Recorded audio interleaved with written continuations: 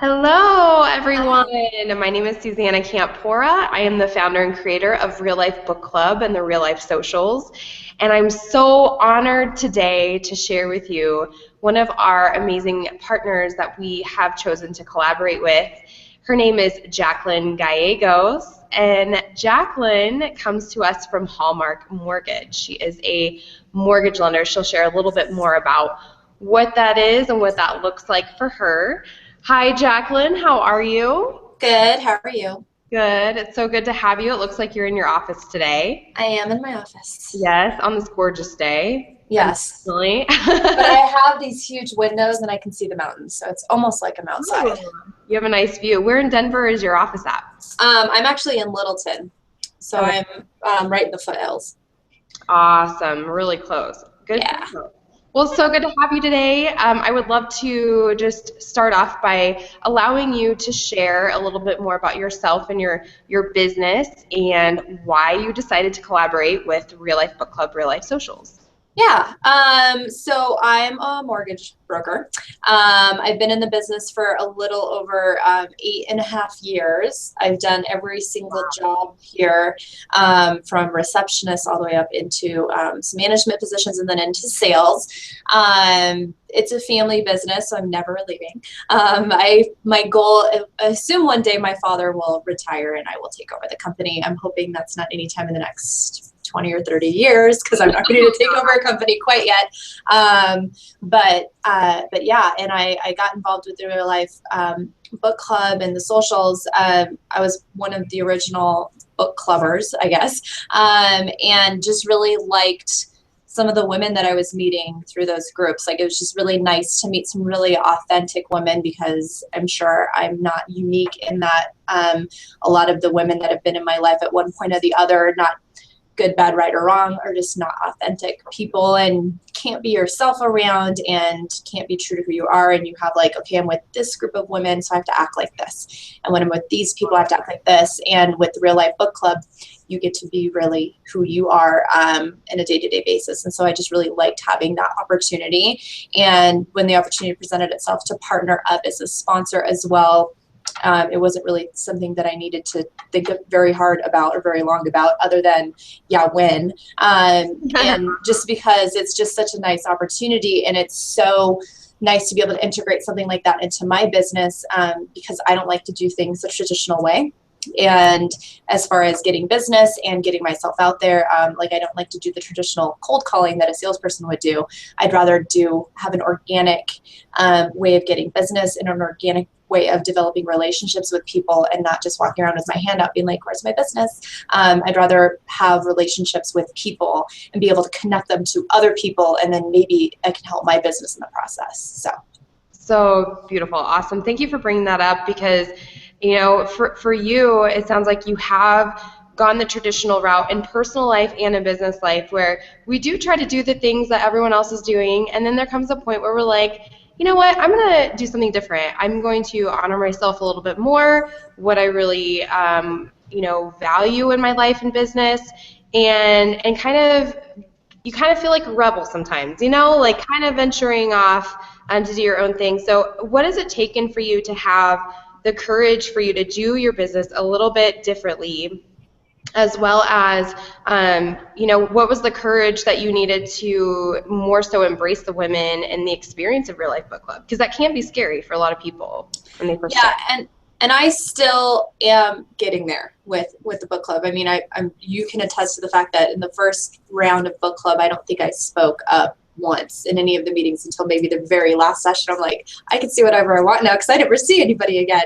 Yeah. But it takes a lot to just be yourself. Like, I'm not a really outgoing person. I'm a total introvert. I've become more introverted as I've gotten older, I've found. So when it came to my business, I just didn't like, it's a predominantly male business when it comes to the mortgage lending side of things. So, and I don't like to cold call people. I know I'm cold calling you, and I know you don't really want to talk to me. So I was like, okay, how else can I do this? So that was the first thing where I'm just like, what's another way for me to do this that I can get my personality out? I'm a total smartass. I created a bunch of marketing pieces that let me be a total smartass so I could at least get your attention that way. And then you're like, oh, she's kind of funny. Maybe I want to talk to her. Because once you realize that I'm as funny as I think I am, then you really want to be friends with me and maybe do business. So that was the first way. And then there was just some people that I was working with that I just didn't like working with. And I'm like, oh, I don't have to work with everybody. I can just work with the people I want to work with, kind of like how you were friends. I don't have to be friends with everybody, and I don't have to say yes to everything. So through the course of kind of developing my business and quite frankly getting tortured in the business by a couple of people that I was working with that just won't let me do business the way I want to do it, I'm like, all right, I'm not doing it like this anymore. I'm going to decide because I want to like my life from day to day. I don't want to dread waking up in the morning to go to a job that I hate. That's not a life. Wow. So that's kind of how I started to like, just even in the last 6 to 8 months, I've kind of started to restructure how I go about getting business, who I want to partner with, and who I want to surround myself with, because honestly, life is just too short to be with people that you don't actually want to be friends with. So girl, own it. I love you to say that. That's the path of authenticity. And it sounds like it wasn't even so much like a question of courage. It was more of like, how do I do this? Mm-hmm. Really took it, you had this this challenge and that you were facing at work, and you were able to creatively look at solutions to make it work for you. Yeah. And it sounds like, you were like, you owned it from the very beginning that, I want to enjoy my work. I want to enjoy my life. I don't have to think that there's only one option here. Yeah. I love that you were able to do that. And how does your dad take all this? Is he supportive of how you're working? Oh, yeah. Yeah, because there's 11 or 12 people on the sales team, and I'm the only girl. And two of the guys on our sales team used to work for me when I was an operations and processing manager. One of them's my cousin.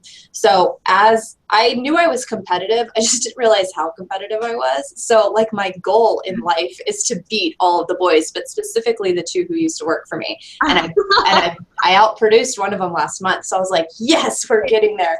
So he's totally supportive of it. He can't really, I'm his kid. So I get the correct level of encouragement in front of everybody, but at home, he's like, this is so cool that you're doing this. So it's really fun. I'm the only one.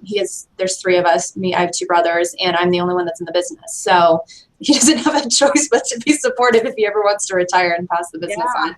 But it's fun to be able to share that with him, because I probably wouldn't have the relationship with him that I do if my office wasn't next door to his. So that's got a really cool extra level. It's really challenging to work with family, though. So it took a while for us to get to the relationship that we have. I've been here for 8.5 years.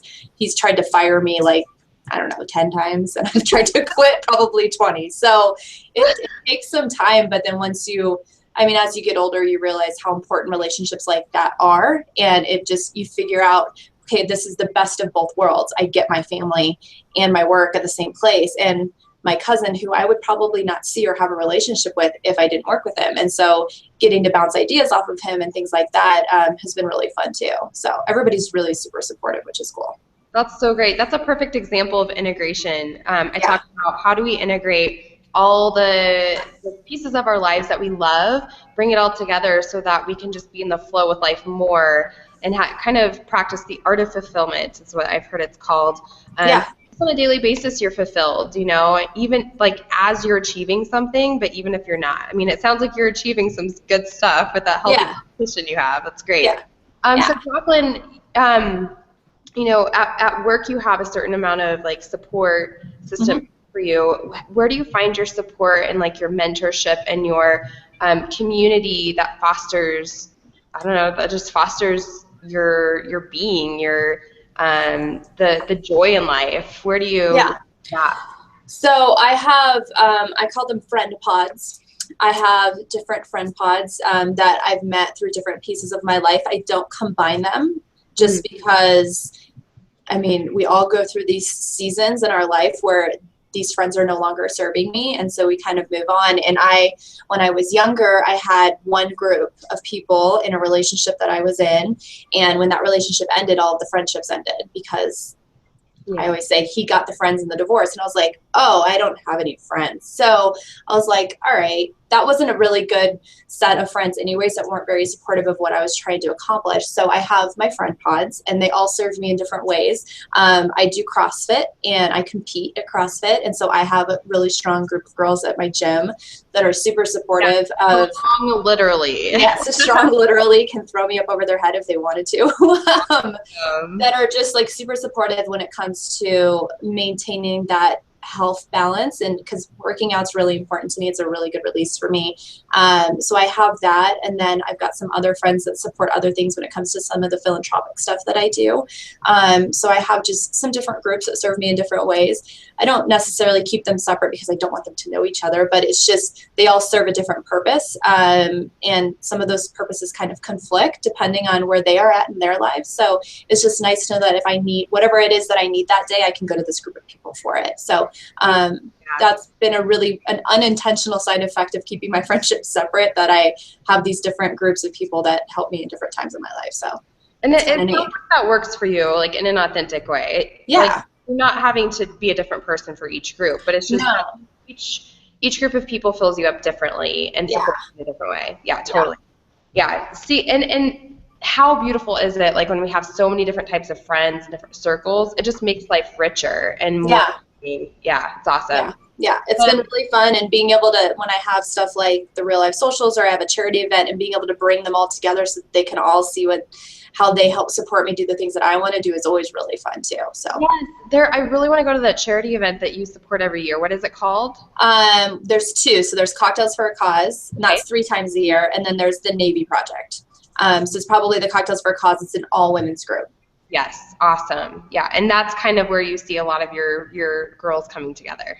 Yeah, because we support a different charity every time. So we are a nonprofit, but we support other nonprofits. So I love that. Yeah, so the next one coming up is for children. The one previous was for animals. So there's different, it's the same thing. It's maybe you're not that nobody wants to help animals, but maybe that's not like their passion, and maybe it's kids. And so I'll have certain people will come to the ones that we're supporting, kids that are homeless or being abused or whatever it is. So you can kind of integrate people differently. And then we have the opportunity to know about all these really cool charities that are in our city that I wouldn't have known about if it hadn't been for this group.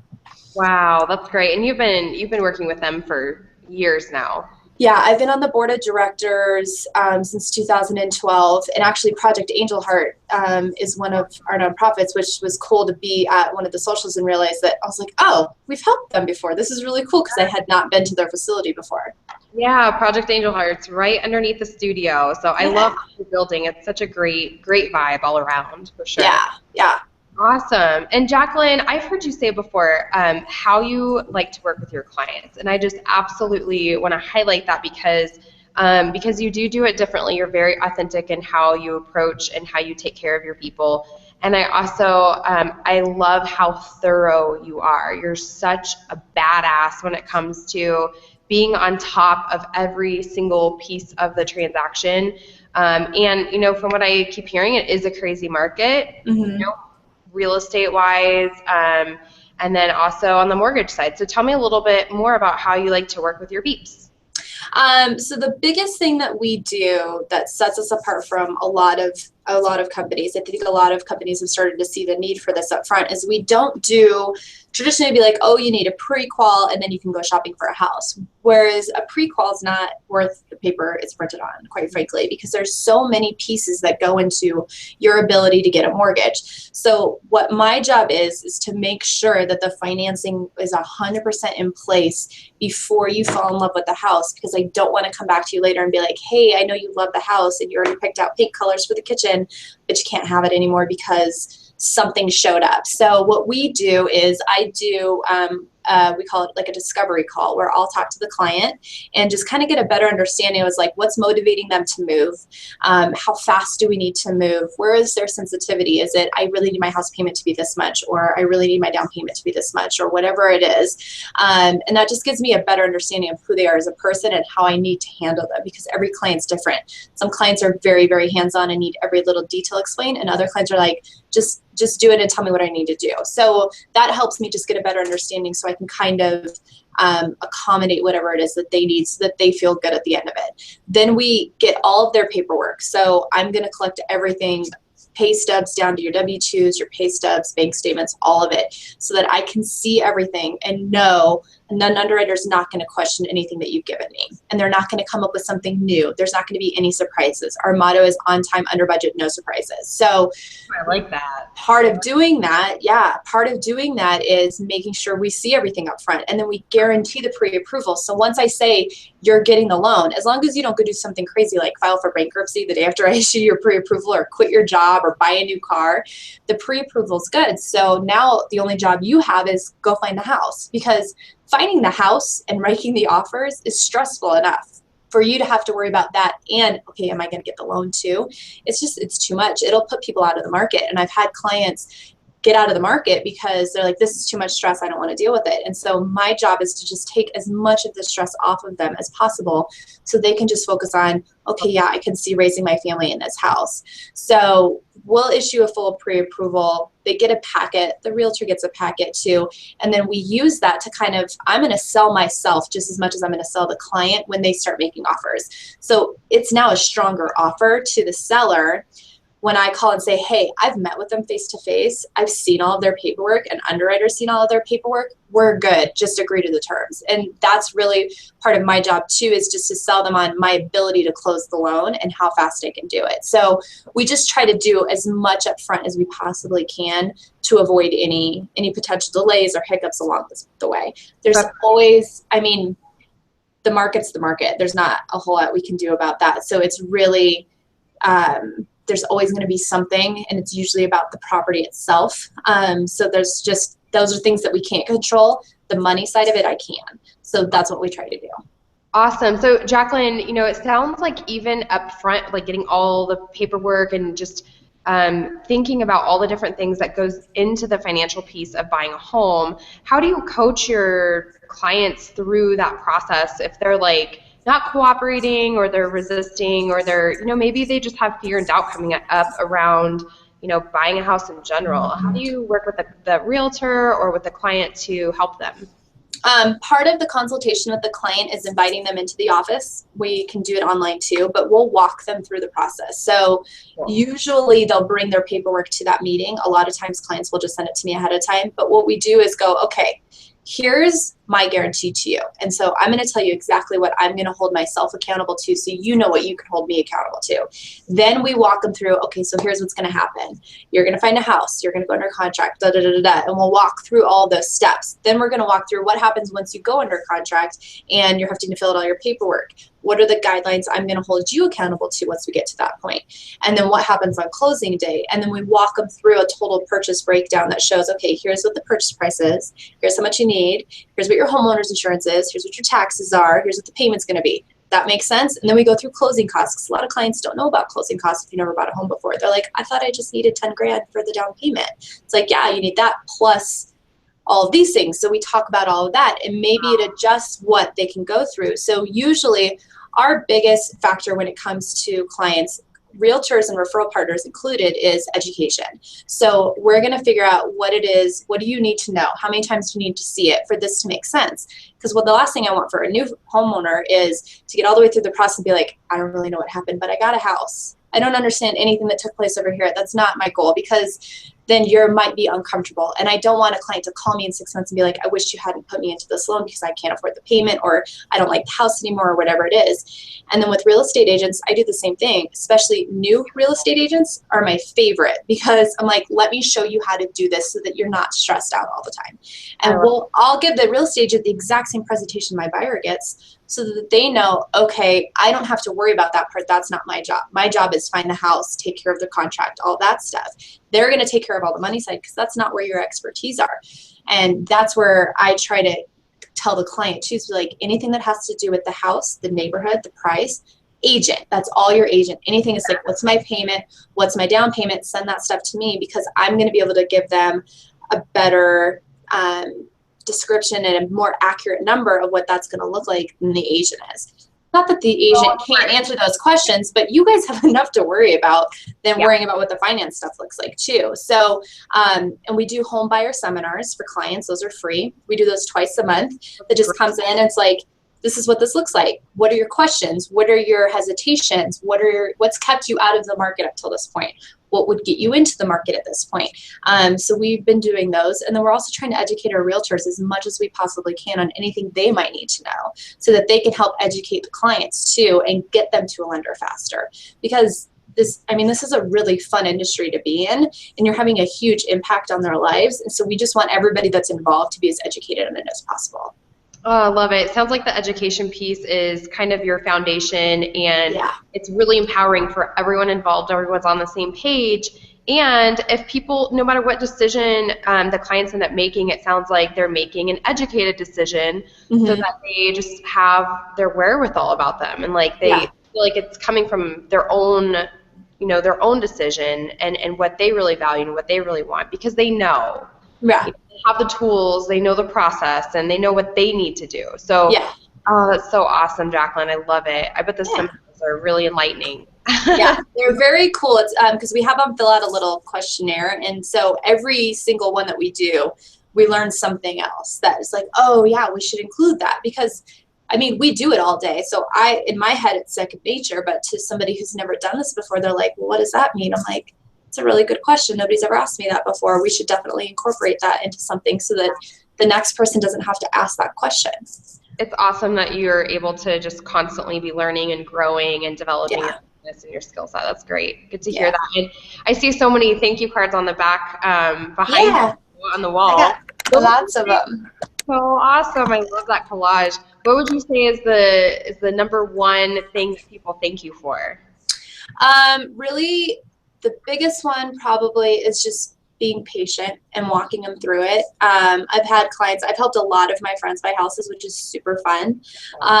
As hard as it is to do loans for your friends, just because they have every single method of getting a hold of you when maybe you don't want to be gotten a hold of. Sometimes you're like, no, I'm not at work today. Leave me alone. I'm my mortgage lender hat right now. Yeah, I was like, I'm wearing the friend hat. So really it's been about just answering all of their questions, being available. I do my very best to respond as quickly as possible to clients when I can, or at the minimum same day. I don't ever want to drag a client on for 3, 4, 5 days, because if you're just sitting there and you're buying a house and you're like, I don't really know what's going on, I haven't heard from anybody in like 3 days, that's when people start to get stressed out. I try to do updates once a week to my clients that are under contract, so they know here's where we're at, here's what's happening, here's what you can expect next. Call me with any questions, because if you're keeping them up to date, then nobody has any questions, nobody's stressed out. Even if it's not necessarily a good update, because sometimes we don't have good updates, but as long as just like I'm keeping you in the loop, then everybody's fine. So just trying to make it as simple as possible. That's always been my biggest thing. And then I always try to do something nice for my clients. On birthdays or anniversaries or whatever it is. So I have a lot of those are from like I have a ton of clients who've had babies recently. So I've sent baby gifts out. So I'll get like a cool little card or something with a photo of the baby or whatever. So it's always really fun. But a lot of times it's just about, thank you for walking me through this. I couldn't have done it without you kind of things, where it's just, they just want somebody to explain it to them and somebody to trust and not feel like somebody's trying to pull the wool over their eyes, because that's not my goal. I'm not trying to hide anything. If it's not a good time for you to buy, I'm going to tell you. And that doesn't, that costs me money to do that, but it's like, you should do this right now. Like, you should wait. And agents don't necessarily like me for it sometimes. And I was like, we run the risk of getting a phone call in 6 months that they're pissed off, and that's not a call. I'd rather get a really happy call in a year. Hey, we're ready now, and they were in a much better financial position to be buying a house. You sound like a true advocate, like an advocate for the truth, and just standing up for that, making sure that you're doing your part to be real with everyone. And to keep it that way. So good for you. I love this, Jacalyn. No wonder why we're partners. Yeah. If someone was interested in buying a house right now in Denver, what would be the number or the first thing that they should do with someone like you, with you preferably? I highly recommend Jacalyn, but just get on the phone with you, or, best thing is email me. just so that we can set up a time. Email is always the best way to get a hold of me because I'm not always in my office. And either myself or my assistant can at least follow up and schedule time for us to talk. Awesome. First conversation is usually not more than 10 to 15 minutes at the most. And it's just me, okay, understanding you, understanding what you want, what are your homeownership goals, how fast do we need to do this? I had a call from a client today that's working with another lender and is really unhappy and has a closing date next month. And he's like, can you help me in this time frame? I'm like, totally. Here's what we need. Do you get that a lot where people are not digging their lender, so they go to you? I get, so we have something called the Trauma Center, where we advertise if you've got a loan that's at risk of not closing with another lender, that they can reach out to us and we can usually get them an answer within 24 to 48 hours of whether or not we can do it and then get it closed as fast as possible. So I've actually done quite a bit of business that way because I have other agents that I work with that know I can do that, and we'll have something crashing at a lender and they need somebody else to pick up the pieces and figure out how to put it back together. I'm pretty persistent when I get an agent that's like, well, maybe, and I was like, I will harass you into working with me, whatever it is. And it's usually like, that's fine. I know you're working with somebody. Just let me know if something ever comes up and you need my help, that they can't do it. And I've gotten agents that way because even if I have a compulsive need to help people just in general. And so even if I can't do it, I'm going to find, and somebody can, I'm going to find out who that person is and I'm going to get them to you. And that doesn't do anything but help, because at the end of the day, there's a person trying to buy a house and is completely devastated because somebody's telling them they can't, and nobody prepared them correctly. And if the answer is a definite no, it's like, you can't do this right now. Here's why, but here's what we're going to do to get you there. Because it's just because it's no today doesn't mean it's no forever. It's no for right now. And there's always a plan we can put in place. And I always say, I'm sure it's a famous quote, but I say it all the time, that a dream without a plan is just a wish. So I wish I could buy a house. It's like, okay, but what are you going to do to get there? I can help with that. And that's part of what we do too.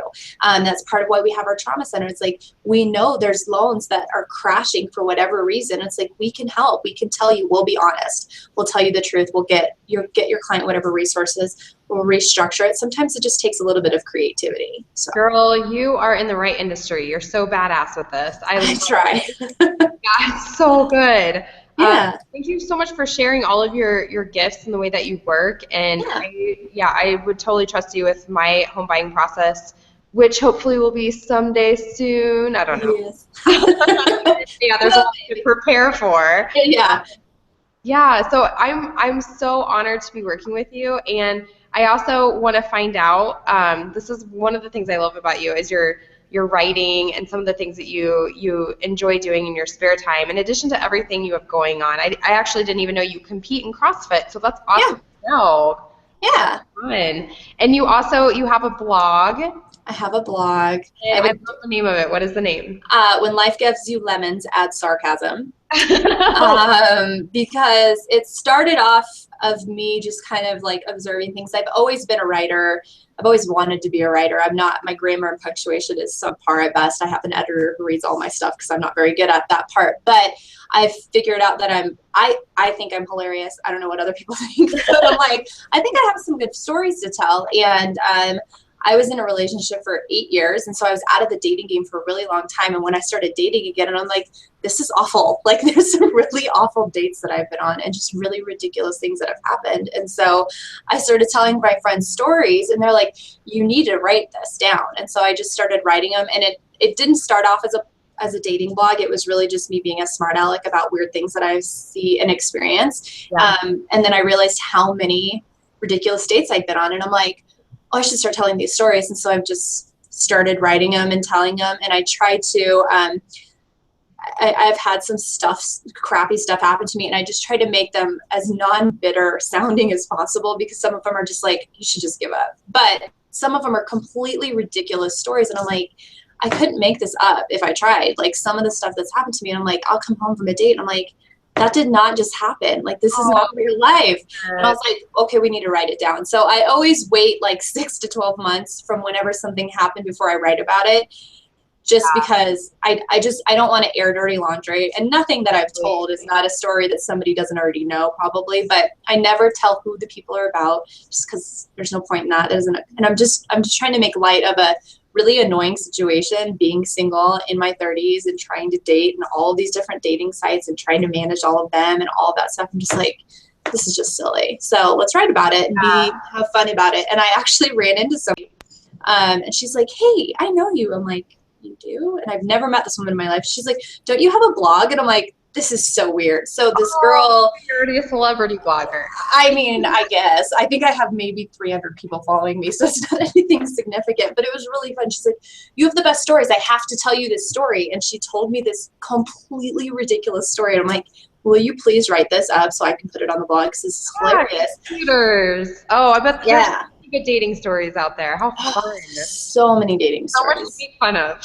Yeah, I'm just like, it's just at the very least for other women to don't be like, you're not alone. You're not the only one going on really crappy first dates or really ridiculous blind dates. So storytelling is it sounds like you absolutely love it. It's great for other people. And I like how that's kind of good advice for people that want to write their own stories more, to kind of have like a buffer of time to just let the real life story actually like simmer down and kind of marinate. Yeah. And so it's not so fresh, because there's been times where I wanted to share a story and it kind of felt like I was still in the middle of some of the emotions. So I'm like, I'm going to wait a little bit and then reflect back. And it tends to be more empowering when it's had some time for the emotion to diffuse out of it. Yeah.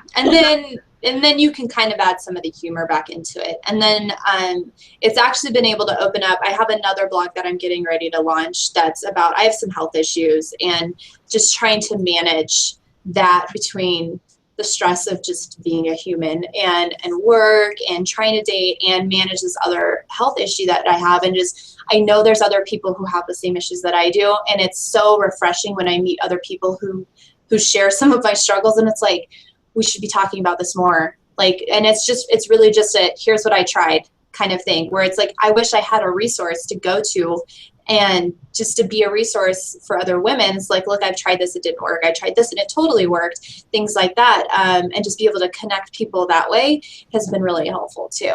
Awesome, girl. Looking forward to, knowing more about that blog coming up. And, thank you for just being yourself and such a breath of fresh air in this industry that's so tough. And sometimes people see like sales professionals in general as like just very cut and dry or just one certain way. So I love that you're just able to show all of yourself and share all of yourself for our community and here in this interview and just in general in your daily life. You're a star, and I'm so honored to partner with you and to collaborate with you some more. I would love to actually, the Real Life Book Club blog is coming out soon. We actually have the new website, reallifebookclub.com.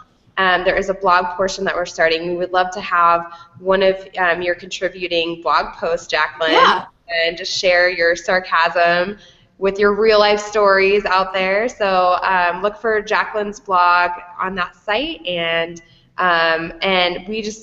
we love you. I'm so excited you're a part of our world. Yeah. Thank you. I appreciate it. It's been really, I've met some really cool women. If nothing else, I've just met some really cool women. So that's it's always nice to have cool people in your tribe. So it totally is. And we're going to have Jacalyn share some of her information about the homebuyer seminars that she has, and then how to get a hold of her email address, things like that, down below beneath this video. So check that out, as well as her blog, and then any upcoming shows that you have for your band. Jacalyn? I sing. I don't have anything coming up right now. I picked up another hobby, so I'm like, how do I manage all the hobbies?